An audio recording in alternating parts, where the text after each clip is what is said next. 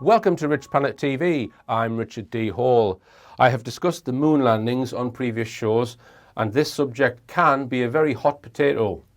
Whatever your opinion is on whether in 1969 Neil Armstrong walked on the lunar surface or not, I think you will be very interested to see the evidence and analysis put forward in today's show. In fact, I will go as far as to say if you are currently on the fence, today's show will probably get you off the fence.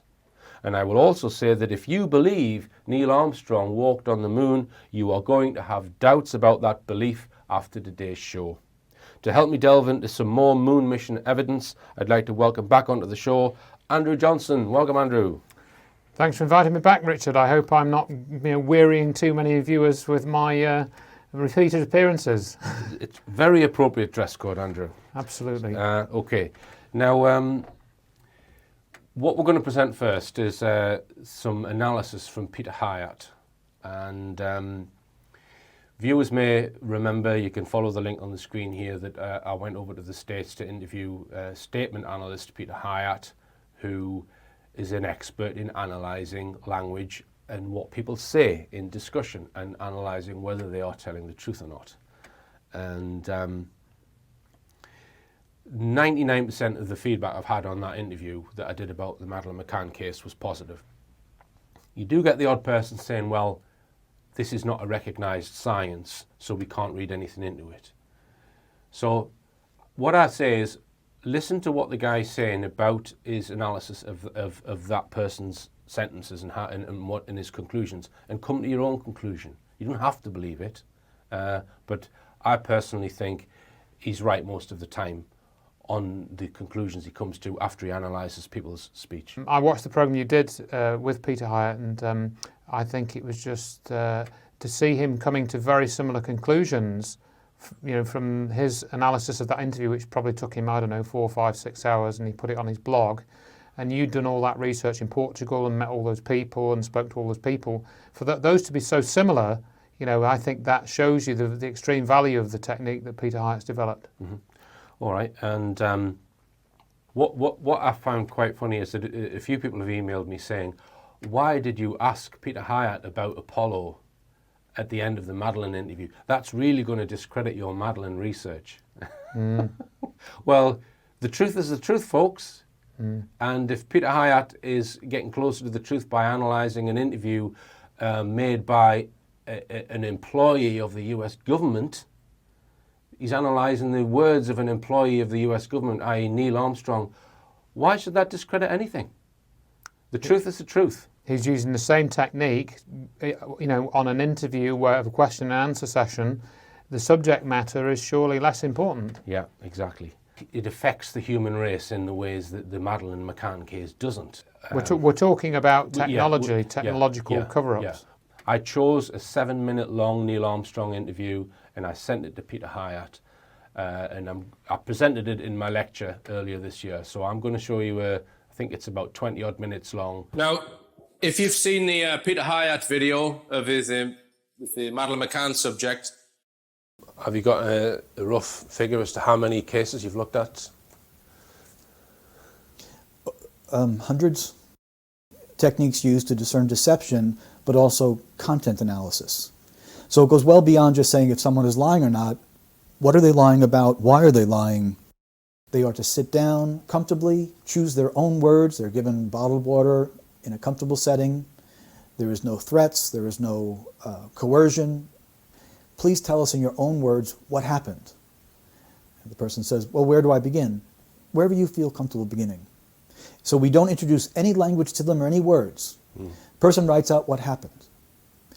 If we then take that statement and properly analyze it in a scientific method, meaning we expect the same results, putting in the same data repeatedly, the investigator can now know this person did it, when he did it, how he did it, why he did it.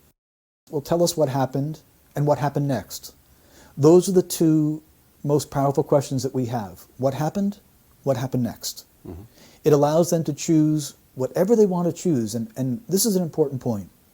The average person has a vocabulary of about 20,000 words.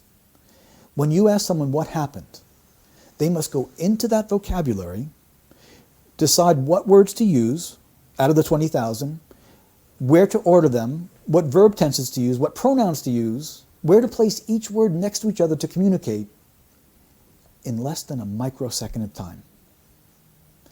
That is a process that, when disrupted by deception, we catch. When someone uses an unnecessary word, unnecessary phrase, unnecessary detail, we deem it as doubly important. And when you ask them what happened, they must go into their memory, and when experiential memory speaks, it is very smooth and it goes in chronological order. A lie will disrupt that, and that causes internal stress. So people say, well, sociopaths don't feel stressed when they're lying. That's not true. They feel very stressed when they're lying because they don't want to be caught. So to disrupt that process is very stressful, and those that are really good at lying will use a substitute of words. So one of the things they'll do, instead of saying, I did not use performance-enhancing drugs, they say, I never used performance-enhancing drugs. I would never. And what they're doing is they're actually distancing themselves from an actual denial. And what about qualifying words which change or weaken a statement? Tell us about that. Sure. It can be used appropriately, it can be used inappropriately. If I said to you, I locked my keys in the car, you can be confident that I know where my keys are. They're locked in the car. If I said to you, I think I locked my keys in the car, that's called a weak assertion because I'm not certain if they're there. I did not shoot that man is very different from saying, I don't think I shot the man. So I selected a 7-minute long Neil Armstrong interview from 1970, transcribed it, and I've asked Peter to analyse it, which he's done. It cost me $275 for the analysis. So that's what you've paid for, essentially, by coming here. So this interview aired on the Sky at Night on the 18th of November 1970, which is less than a year and a half after the moon landings. So everything should be pretty clear in Neil Armstrong's mind. So what you're going to see here is a very short clip of the interview, followed by Peter Hyatt's analysis, then another clip, and then more analysis. So although it's only a 7-minute long interview, probably take me 20, 25 minutes to get through the analysis. So here goes. Mr. Armstrong, I do realize that when you were on the moon, you had very little time for gazing upwards. But could you tell us something about what the sky actually looks like from the moon, the sun, the earth, the stars, if any, and so on? The sky is a deep black when viewed from the moon, as it is when viewed from cislunar space, the space between the Earth and the moon. We note and as pauses in the answer and seek to determine if this is a habit of speech or if it is a signal that the subject needs more time to consider his answer. That he began with the sky is deep black indicates a willingness to answer the question directly. This is a somewhat lengthy answer which begins with 2 pauses for thought. The subject is presupposed to have been on the moon, something of great rarity at the time of this interview. The subject is intelligent and well trained. The expectation is that he will, according to the wording of the question, report what he himself saw. In any singular or exclusive event, there is an expectation of heightened importance, and when we speak from experiential memory, the structure of the sentence is reliable. Expected. Given the unique experience of being on the moon, we first note that the subject does not begin his answer with the pronoun I.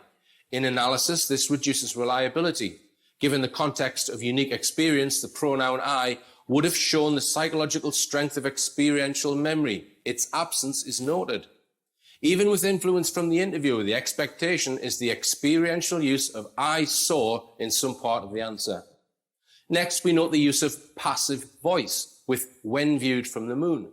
Passive voice removes the subject himself personally from the statement. The use of passivity is found in concealing identity and/or responsibility in statements. For example, the gun went off is passive voice. If the subject was in a crowd and did not know who fired the gun, this would be appropriate. Here, the subject is describing a universal viewing and avoiding the singular experience that is expected. Next, when viewed from cislunar space, the space between the Earth and the Moon. This is similar to the universal pronoun you that is used to describe a common experience. This leads to a question. Is viewing the space between the Earth and the Moon a common experience that listeners would readily relate to? The Earth is the only visible object other than the Sun that can be seen, although there have been some reports of seeing planets. This is his second sentence after reporting in both passive and universal language. He tells us in general terms what you, universal unnamed, can know, similar to what would be reported in a textbook. Please note the inclusion of some reports. He has thus far avoided giving us personal experience that is highly expected in such an event. This is an indication of avoidance of the response. There is no linguistic connection here between the subject and experiential language at this point. The rule of the negative. Truthful people tell us what they saw, heard, and experienced. When one tells us what they did not see, a la part 1, or hear or experience, the analyst recognizes that this sentence increases in importance. I myself did not see planets from the surface, but I suspect they might be visible. Here we not only have the rule of the negative, but we have the unnecessary addition of the word myself. Since he experienced something highly unique, not only does he report what he did not see, but he feels it necessary to input himself into the sentence where no such imputation should be needed. Who else would be answering this question, or not seeing what he did not see? He offers a weak assertion, I suspect they might be visible, appropriately matching might with suspect. Being that he has thus far not told us what he has seen, it is interesting to note the inclusion of the word suspect. What other word might he have chosen? I think they might be visible would be an appropriately weak assertion where one lacks certainty. The word think is the most commonly chosen. Therefore, we note the use of suspect or suspicion within his vocabulary in context of his answer. We continue to wait to hear him tell us what he saw.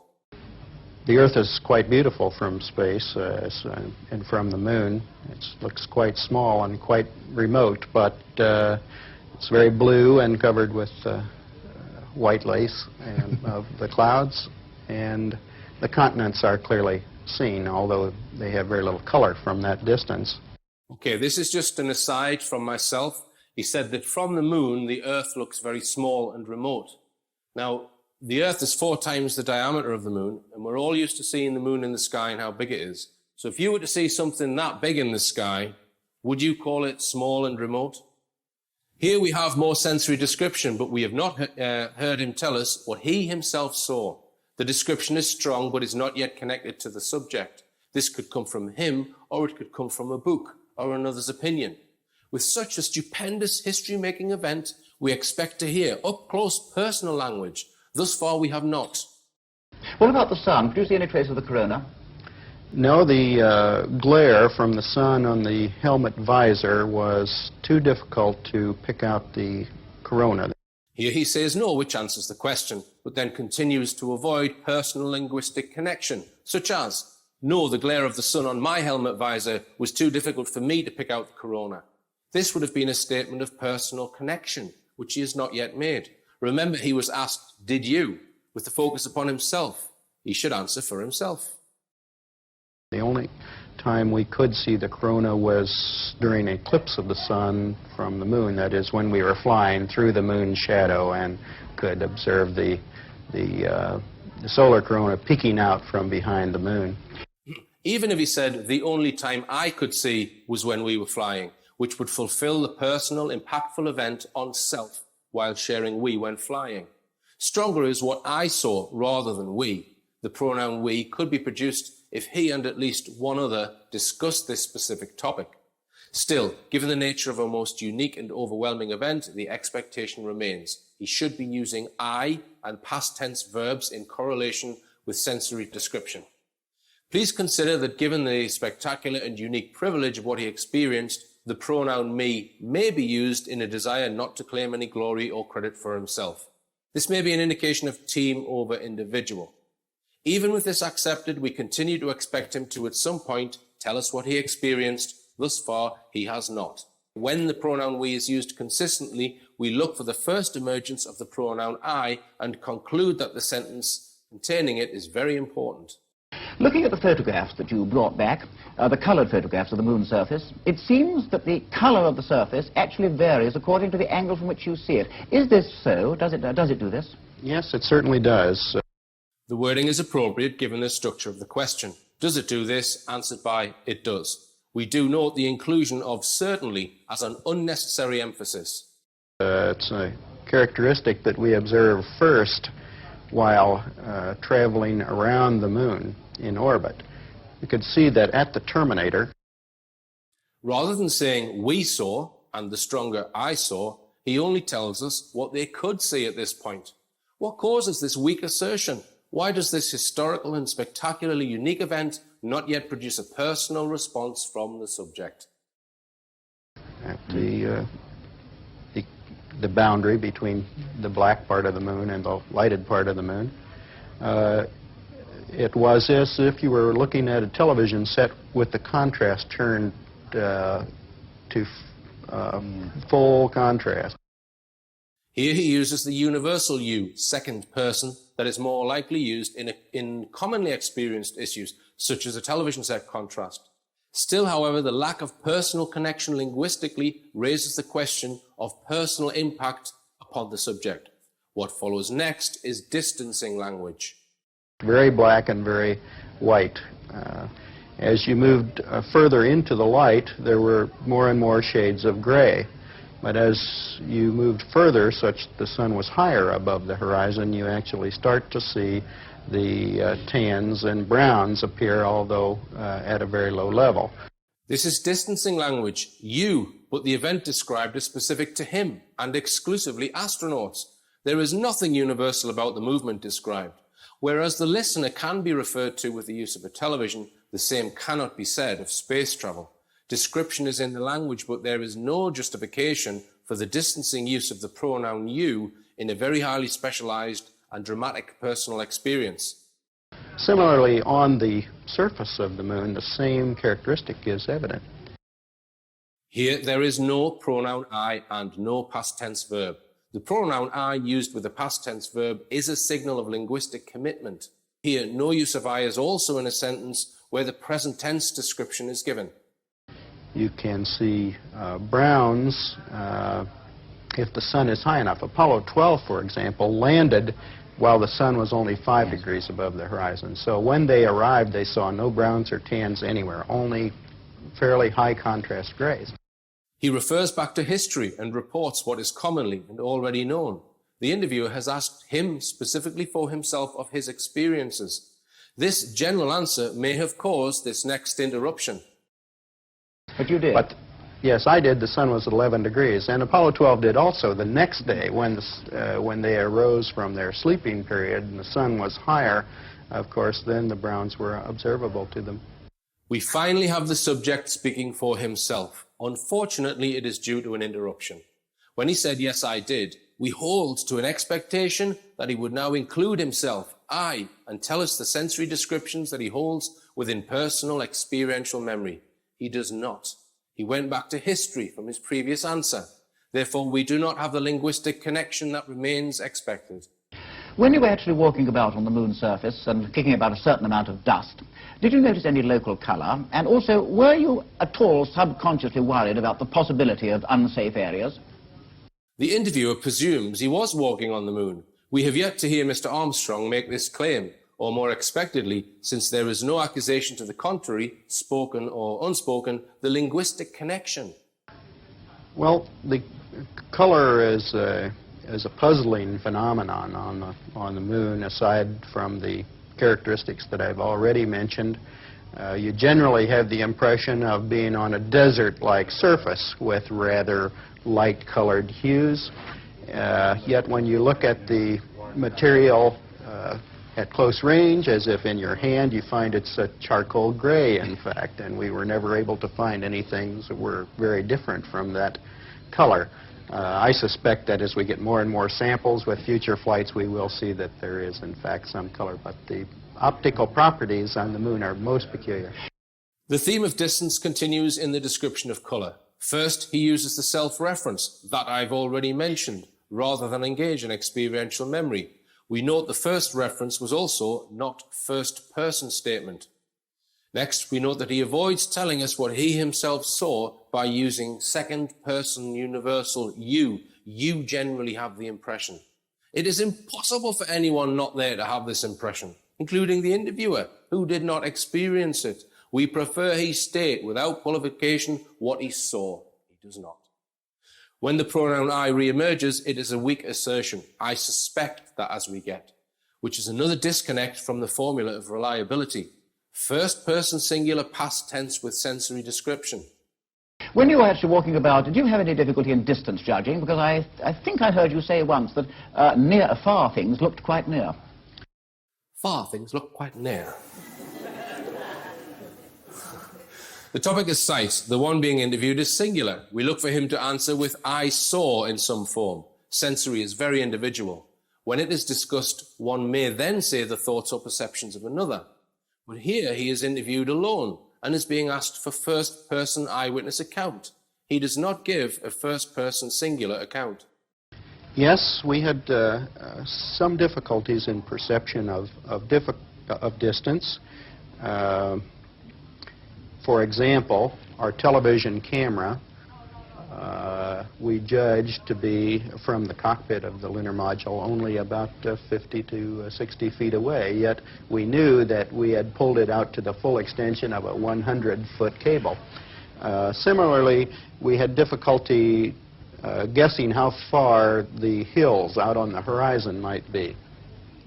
The peculiar phenomenon is the closeness of the horizon due to the greater curvature of the moon than we have here on Earth, of course 4 times greater, and the fact that it is an irregular surface with crater rims overlying other crater rims. You can't see the real horizon. You're seeing hills that are somewhat closer to you. There was a large crater which we overflew during our final approach, which had hills of the order of 100 feet in height, and we were only 1,100 feet west of that hill, and we couldn't see a 100-foot high hill from 1,100 to 1,200 feet away. Perception. He does not speak for himself, including in the realm of perception. This is to address the brain's interpretation of what was seen or experienced. He consistently in the interview tells us what we saw, we thought, we perceived, as well as what you saw, and so on. Although many of these topics were likely discussed, he should still be speaking for himself. This use of we is most unexpected. We must now consider that if he is not deceptive, why does he have a reason to join a crowd, even in personal experience and perception? Did you notice any obvious difference between the far side and the near side as you went round it? I mean, apart from the obvious differences in topography? No observable differences in color, but then the sun's angle was always somewhat different over there, so it would be difficult to make a general correlation. I would say the topography is the striking change. Of course, as all your viewers know, there are no seas on the far side of the moon, and it's all highlands and high mountains, big craters, so it's strikingly different from the... The weakness continues. I would say the topography is future conditional tense. Even in this singular opinion, he does not give a reliable connection. There's just one more thing I'd like to ask you. You're one of the very, very few people, I think, whose opinion on this is really worth having. In fact, there are only 4 of you. Do you think, from your knowledge of the moon, having been there, that it is going to be possible in the foreseeable future to set up scientific bases there on anything like a large scale? Oh, I'm quite certain that we'll have such bases in our lifetime. Somewhat like the Antarctic stations and similar scientific outposts, continually manned. Although certainly there's the problem of the environment, the vacuum, and the high and low temperatures of day and night, still in all, in many ways, it's more hospitable than Antarctica might be. There are no storms, no snow, no high winds, no unpredictable weather phenomena that we're yet aware of, and the gravity is a very pleasant kind of place to work in, better than here on Earth. And I think it would be quite a pleasant place to do scientific work, and quite practical. Mr. Armstrong, thank you very much. And again, let me say what a tremendous honor and privilege it's been to have you with us. Thank you. Here we have the use of two personal connections, I, with both qualified. The first is, oh, I'm quite certain that we'll have such bases in our lifetime. Here he is not only certain, but calls upon the reinforcement of being quite certain. The second use is with a slight stutter on the pronoun I, which suggests the possibility of increase of nervousness. In analysis, this is called the stuttering eye and is used to measure anxiety. We use the pronoun I millions of times in life. The brain's efficiency is extreme in this regard.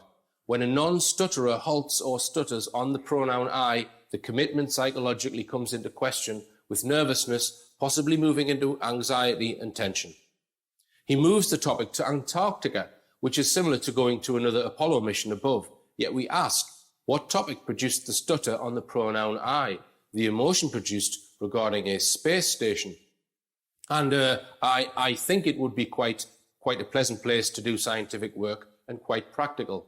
The emotion he relates to the future station is pleasant for a specific reason, to do scientific work. Why might this create nervousness or even stress? Okay, so Peter Hyatt now gives his conclusions. He says, Neil Armstrong does not linguistically connect himself to the lunar landing. This is evident in his consistent distancing language, including intuitive pronouns and passivity. What may have caused this? So Peter Hyatt now gives four possibilities. Remember, he's a professional analyst, so he's covering his bases here with these four possible reasons. You'll see in a moment why I'm saying that. So the first possibility is that there is a security mandate. So Neil Armstrong's been told, you're not allowed to tell anyone about what you saw, right? The second is that this is his baseline. So in other words, he talks like this all the time, even when he's talking to his wife. So say his wife said, Neil, did you enjoy yourself at the pub? He would say, when you go to the pub, you do enjoy yourself if you have a beer with your friends. He goes around talking like that, right? So I don't put much credibility in option 2.